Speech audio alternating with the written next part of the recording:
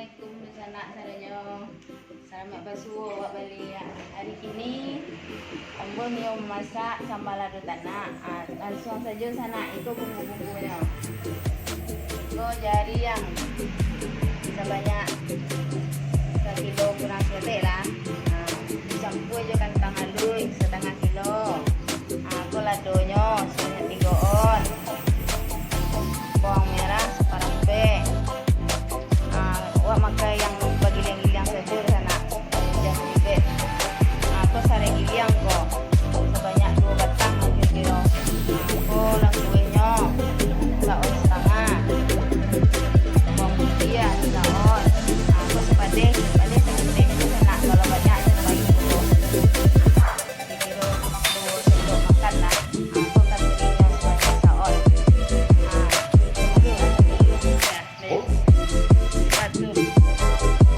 Kualinya buat depan ni semuanya. Angkat kak.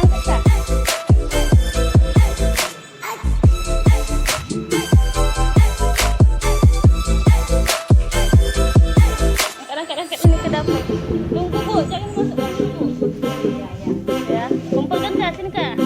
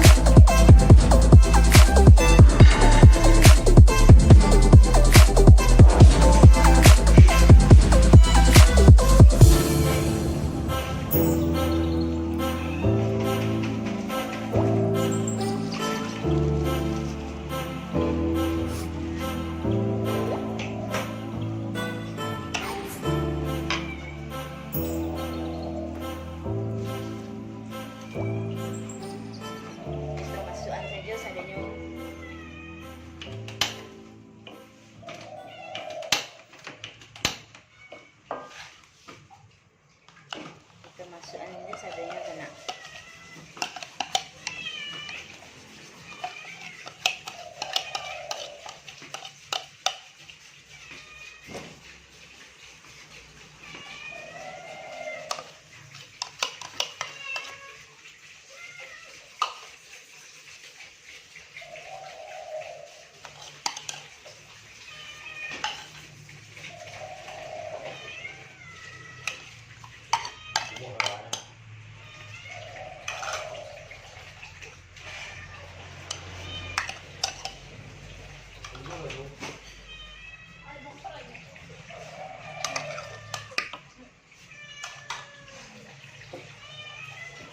Awak tunggu mengagak lu sana. Mengagak aku masukkan yang sama kentangnya.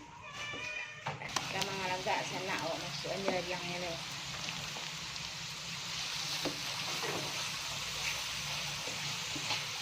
Kita masukkan dulu kentangnya.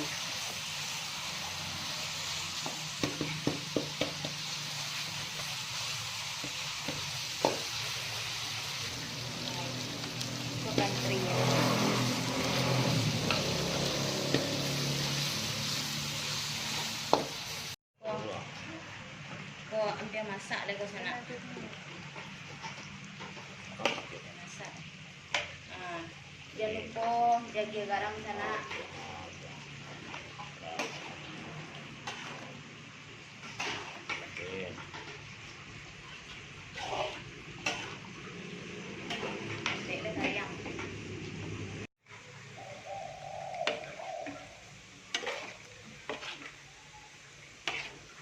Sambil menonton sana, jangan lupa like, subscribe, komen ya sana.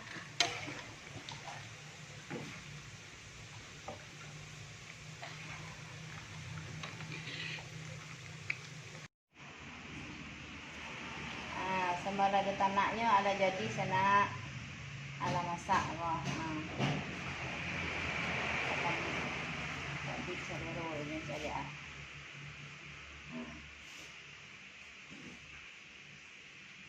Dan jadi sana. Assalamualaikum warahmatullahi wabarakatuh.